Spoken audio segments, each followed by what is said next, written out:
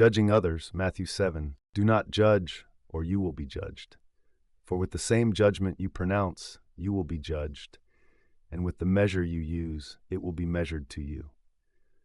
Why do you look at the speck in your brother's eye, but fail to notice the beam in your own eye? How can you say to your brother, "Let me take the speck out of your eye," while there is still a beam in your own eye? You hypocrite! First take the beam out of your own eye, and then you will see clearly to remove the speck from your brother's eye.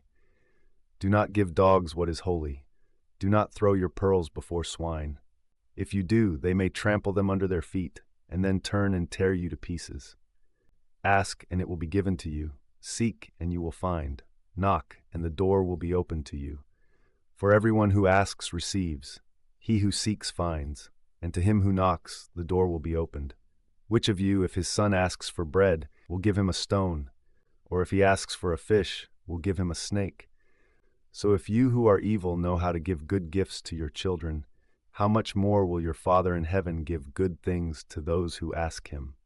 In everything, then, do to others as you would have them do to you. For this is the essence of the law and the prophets. Enter through the narrow gate, for wide is the gate and broad is the way that leads to destruction, and many enter through it. But small is the gate and narrow the way that leads to life, and only a few find it. A tree and its fruit. Beware of false prophets. They come to you in sheep's clothing, but inwardly they are ravenous wolves. By their fruit you will recognize them. Are grapes gathered from thorn bushes, or figs from thistles? Likewise, every good tree bears good fruit, but a bad tree bears bad fruit. A good tree cannot bear bad fruit, and a bad tree cannot bear good fruit. Every tree that does not bear good fruit is cut down and thrown into the fire. So then, by their fruit you will recognize them. Not everyone who says to me, "Lord, Lord," will enter the kingdom of heaven, but only he who does the will of my Father in heaven. Many will say to me on that day, "Lord, Lord, did we not prophesy in your name, and in your name drive out demons and perform many miracles?" Then I will tell them plainly, "I never knew you. Depart from me, you workers of lawlessness." The house on the rock. Therefore everyone who hears these words of mine and acts on them is like a wise man who built his house on the rock. The rain fell, the torrents raged, and the winds blew and beat against that house. Yet it did not fall, because its foundation was on the rock. But everyone who hears these words of mine and does not act on them is like a foolish man who built his house on sand. The rain fell, the torrents raged, and the winds blew and beat against that house, and it fell, and great was its collapse. The authority of Jesus. When Jesus had finished saying these things, the crowds were astonished at his teaching, because he taught as one who had authority, and not as their scribes. Matthew 8. When Jesus came down from the mountain, large crowds followed him. Suddenly a leper came and knelt before him, saying, "Lord, if you are willing, you can make me clean." Jesus reached out his hand and touched the man. "I am willing," he said, "be clean." And immediately his leprosy was cleansed. Then Jesus instructed him, "See that you don't tell anyone, but go, show yourself to the priest and offer the gift prescribed by Moses as a testimony to them." When Jesus had entered Capernaum, a centurion came and pleaded with him, "Lord, my servant lies at home, paralyzed and in terrible agony." "I will go and heal him," Jesus replied. The centurion answered, "Lord, I am not worthy to have you come under my roof, but just say the word, and my servant will be healed. For I myself am a man under authority, with soldiers under me. I tell one to go, and he goes, and another to come, and he comes. I tell my servant to do something, and he does it." When Jesus heard this, he marveled and said to those following him, "Truly I tell you, I have not found anyone in Israel with such great faith. I say to you that many will come from the east and the west to share the banquet with Abraham, Isaac, and Jacob in the kingdom of heaven. But the sons of the kingdom will be thrown into the outer darkness, where there will be weeping and gnashing of teeth." Then Jesus said to the centurion, "Go, as you have believed, so will it be done for you." And his servant was healed at that very hour. When Jesus arrived at Peter's house, he saw Peter's mother-in-law sick in bed with a fever. So he touched her hand, and the fever left her, and she got up and began to serve him. When evening came, many who were demon-possessed were brought to Jesus, and he drove out the spirits with a word and healed all the sick. This was to fulfill what was spoken through the prophet Isaiah.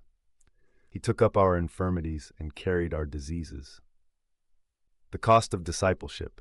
When Jesus saw a large crowd around him, he gave orders to cross to the other side of the sea, and one of the scribes came to him and said, "Teacher, I will follow you wherever you go."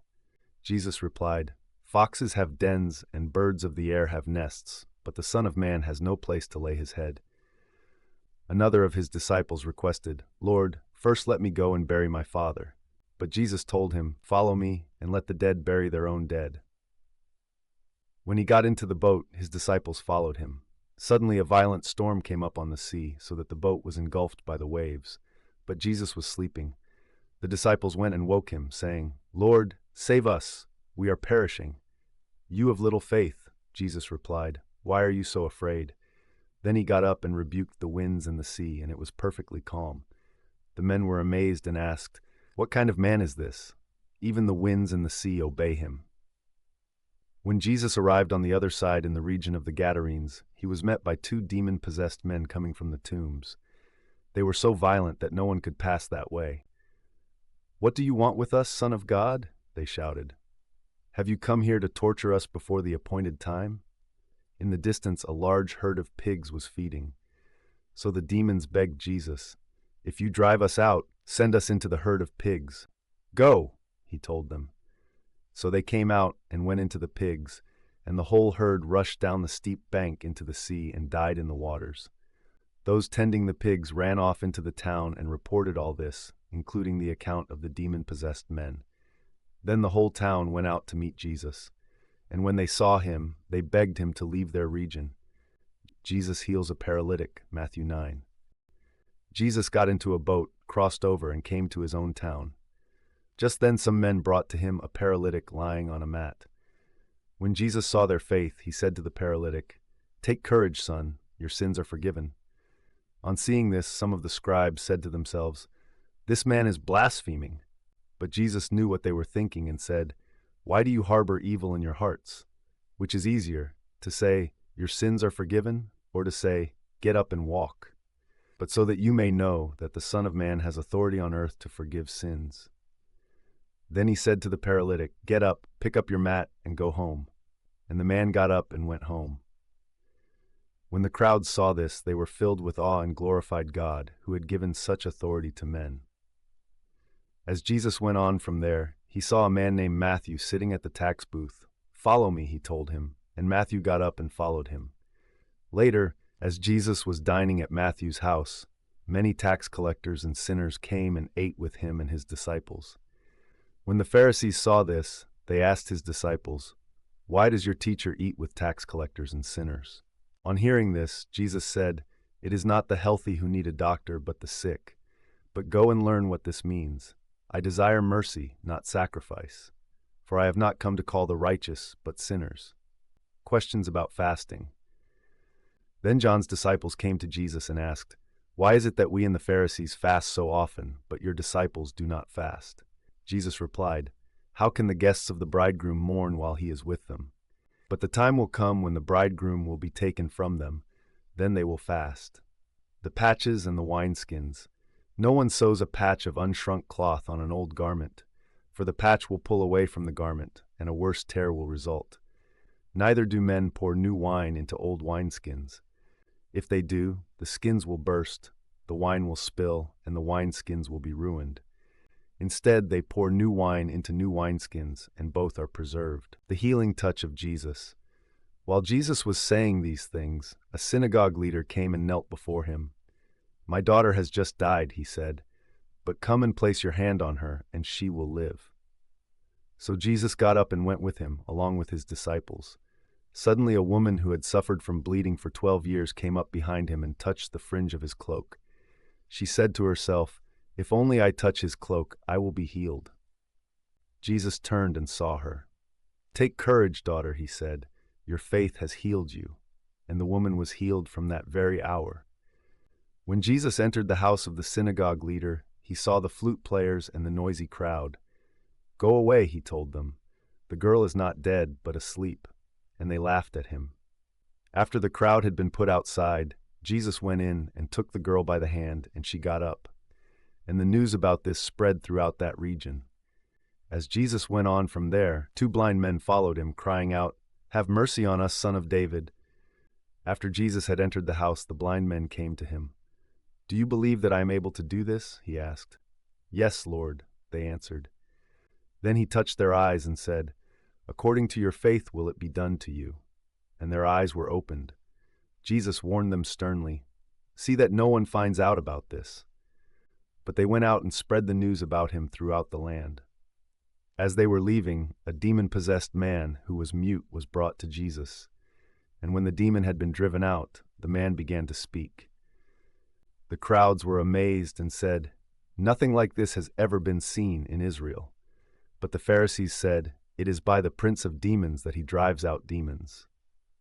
Jesus went through all the towns and villages, teaching in their synagogues, preaching the gospel of the kingdom, and healing every disease and sickness. When he saw the crowds, he was moved with compassion for them, because they were harassed and helpless, like sheep without a shepherd. Then he said to his disciples, "The harvest is plentiful, but the workers are few. Ask the Lord of the harvest, therefore, to send out workers into his harvest."